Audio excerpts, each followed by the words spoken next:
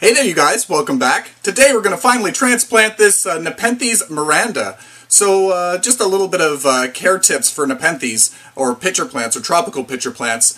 They like, there's a little bit of variation between varieties. Some like it cooler, some like it warmer, some like warm nights, cool days.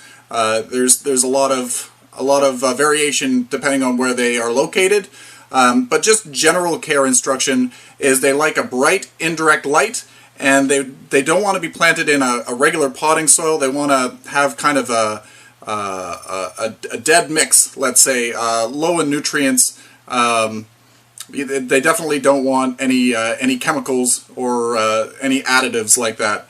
So what I'm going to be planting this guy in is just sphagnum moss with a little bit of fir bark. Something that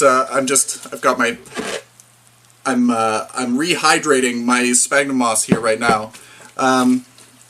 Where was I? Yeah, I'm going to plant it in sphagnum moss today. Sometimes I would do a mix of peat moss, sphagnum moss, and bark. Today, because I'm really enjoying the way the plants are growing in just sphagnum moss, I'm going to do the sphagnum moss with a little bit of fir bark, maybe 20 or 30% fir bark into the mix, just to add a little bit of airflow in there. But I'm definitely not going to use a regular potting soil. And if you do use peat moss, make sure that there's no additives into the peat moss. You want to have no fertilizer added. Sometimes when you're buying those pretty bags of peat moss, the small bags like from Miracle-Gro or something, sometimes they have a little added fertilizer in there. So you just want to make sure that that it does not. So anyway, if you do use peat moss, make sure to use a lot of perlite, kind of like a 50-50 mix of perlite and sphagnum moss. You want the airflow into the roots. Regular peat moss just on its own will condense and turn into muck. So you want a little bit of airflow in there. So let's bring the camera down and we'll start into the potting process. I'm going to be using this pot here. I think this is a 2.5-inch pot, and this is a 4 or 5-inch pot. So it's going to give it twice the growing space. Yeah, and we'll talk a little bit more about this as we're potting it up. Okay, so this moss is pretty well all rehydrated. I'm going to dump out a little bit of this extra water. Actually, you know what? I'm going to add my bark to it right now to hydrate some of this bark. This is fir bark. This is a medium fir bark.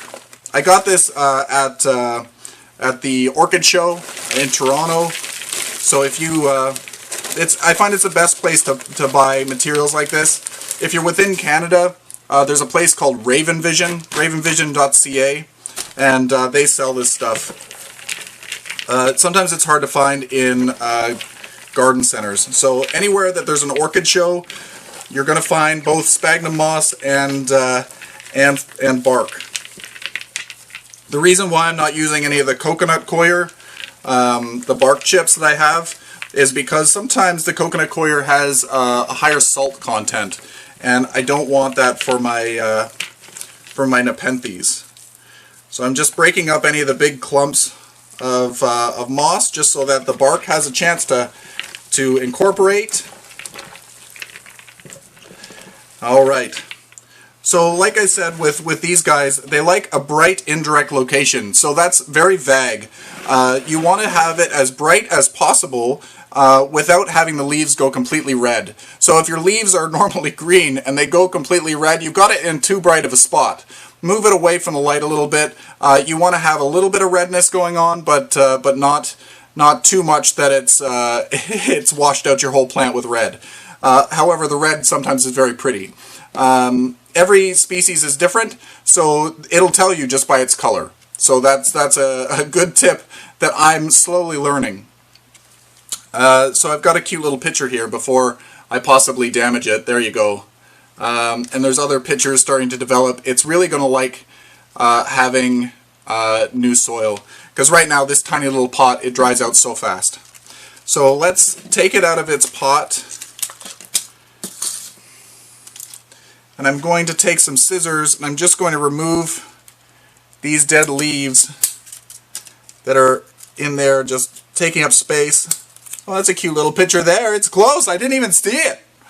Alright, so we got a couple more leaves here to trim back. Naturally, these guys are going to start off being a bushy plant, but then in time they're going to start vining. So look at how little amount of media there was here. It was just a tiny little bit of sphagnum moss. I'm just going to remove pretty well all of it. I'm sure the roots are not the greatest, just because this pot dries out so fast, and then it gets watered really, really well, and then it dries out really, really fast. So it's not happy where it is.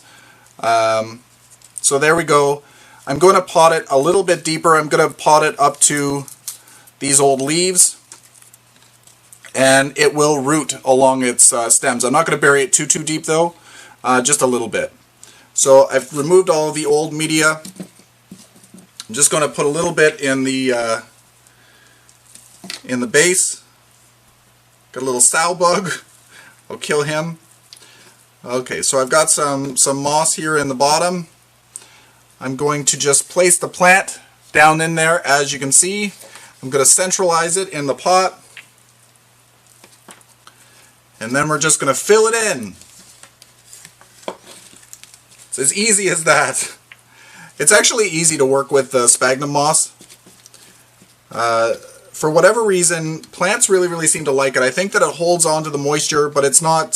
There's still a really good amount of airflow into the root system. Things like philodendrons really enjoy sphagnum moss. They root really well in there. And the bark adds that extra bit of air circulation, the big particle size.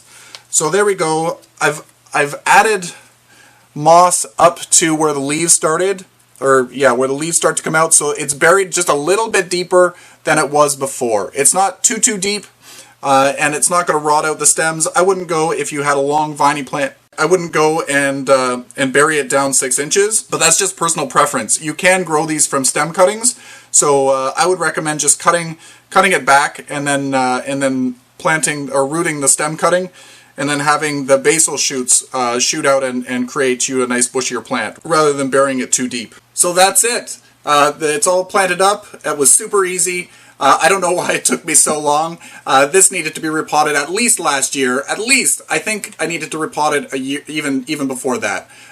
It was just a small, tiny pot, as you could see. So I'm going to pop this up in this little cover pot. This will just... When sphagnum moss gets really dry, when you try to water it, it doesn't absorb the water right away. Sometimes it needs to sit and soak, and then what I'm going to do is, after I water or after rain, I'm just going to go and dump out any excess moisture, any excess water from the catch pot, and yeah, it'll be happy as a clam. So now with more root space, more media, more moss to grow into, this is going to be a much happier plant. By next year, the plant should be at least double the size, and we should see more pictures. Nepenthes Miranda is a really cool plant. This is not doing it justice. The leaves are usually shorter and wider, and it kind of resembles, very loosely, an alocasia stingray. Where it's wide, and then it has the little tail like the stingray tail.